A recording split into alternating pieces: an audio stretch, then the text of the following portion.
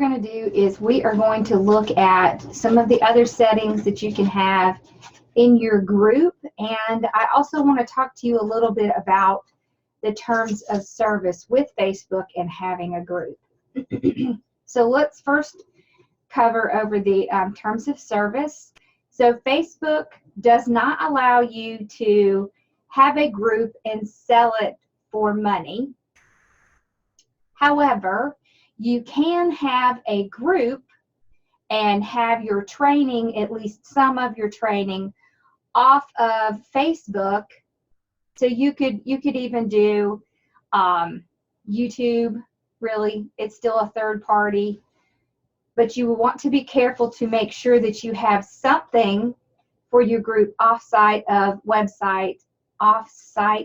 Facebook, because they do not allow you to sell group to sell a group for a price.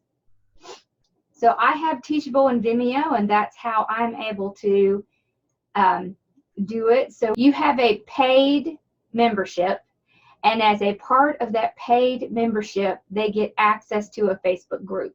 That's allowed. What's not allowed is that the Facebook group is your membership.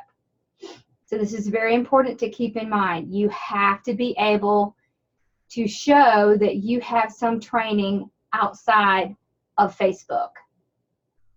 I know a lot of people don't realize that that's what Facebook's terms of service is, but it is. Okay, so it doesn't mean you can't have a group. It just means you need to host some training somewhere else, even if it's on your computer and you email it to them. You just have to be creative, because when you're first starting out, you don't really want to have to spend a lot of money, but Vimeo is a really good option. Teachable is a little bit more money, a lot more money. There's some other ones out there, but in the beginning, I would be careful that you don't really spend a lot of money on that. But you just have to keep that in mind, because it's very important, because Facebook could come in and close your group down, and if you only have access to them on Facebook, then you're going to have a problem, because you're not going to be able to reach them in order to get them their training. So let's look at some of the settings that you can have in a group.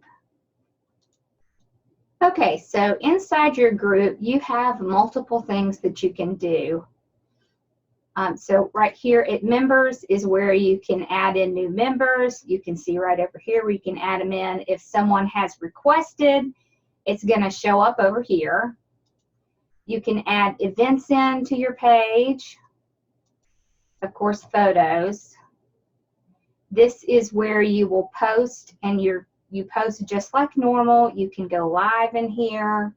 You can create polls. Polls are really great in a group setting, because then you can kind of get the idea of what everyone in the group is interested in.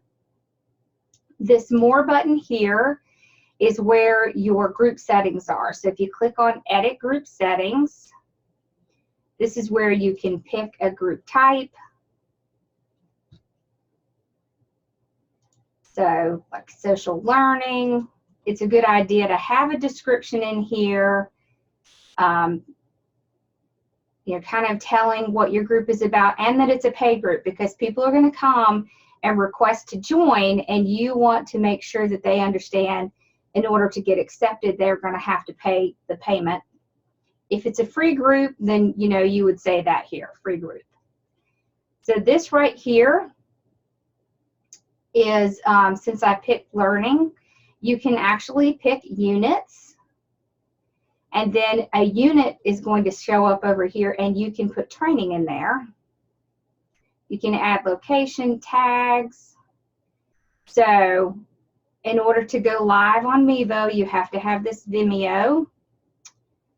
You can link your page to your group, which is a really great idea, because if you're going to be trying to sell your group, if you link it to your page, then it's going to show up on your page and people are going to get curious about it. You can choose your color, put your website in here. This is what we talked about before. So you want to have a closed group. And the reason you want to have a closed group is so that it can't be shared outside of your group. So here is where you can add in the sections. You can have badges to encourage your members. Okay, so here is very important. You only want admins and moderators to be able to approve anyone in your group.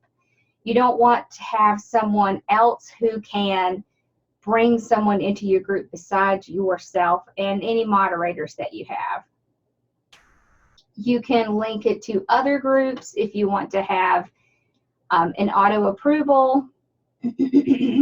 This is also very important. It's a great idea to set up questions. So if you have sold your group, what you can say is something like, have you paid for your membership? Okay, and then you can say, what email address did you register with? This is really good if you are using PayPal, because you will quickly be able to go out there and see if they have registered. Then what you can do, and the last question is, you can say, if you had not, please go here to set up your subscription, and put your little button for PayPal right in here. Then click Save.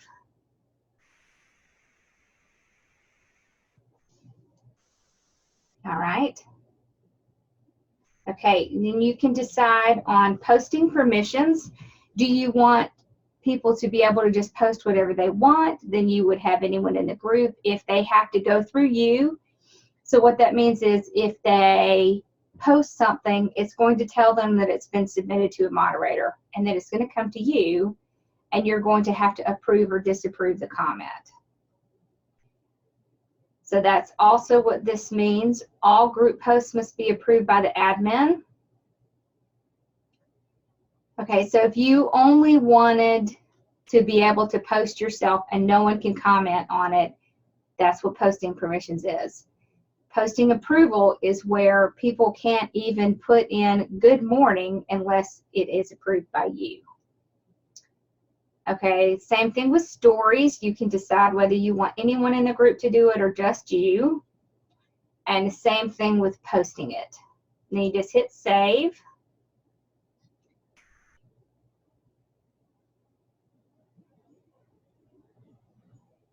Okay, so you can see we have a units button now. Okay, so you can click create unit.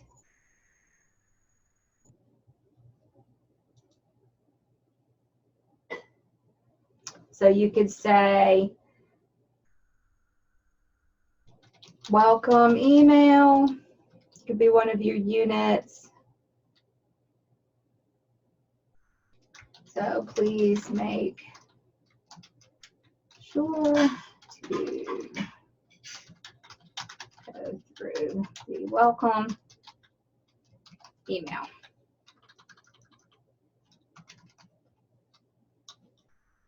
Okay, create unit.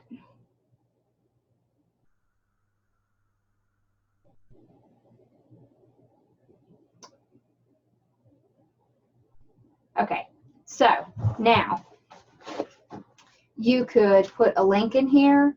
You could add a video here. You can add files. You can create events. So you can do all of this inside your units.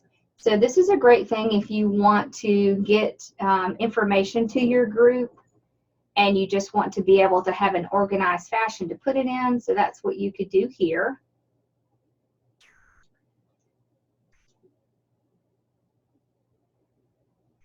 So we went through the group settings. This is where you would link an existing group if you had like a free group and a paid group, or if you had set your group up so that there is a beginner, intermediate, and expert level, then you could link the group so that they know when to go from one to the next.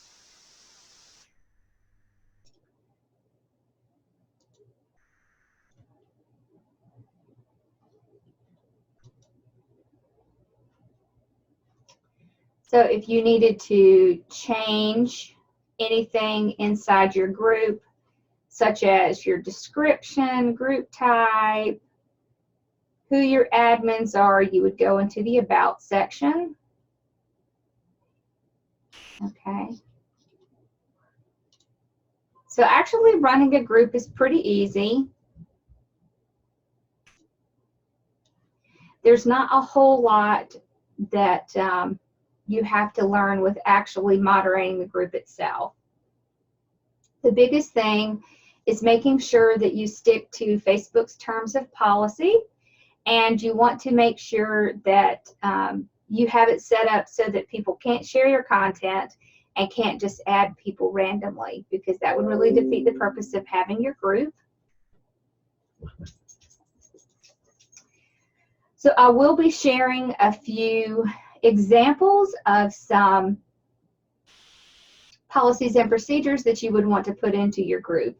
It'd be a really good idea to have in your units your policy saying that they can't share things that, the content that is within your group is copyrighted by you. It's just a really good idea to have that to protect yourself and to protect your group so that they know what is allowed and what isn't allowed.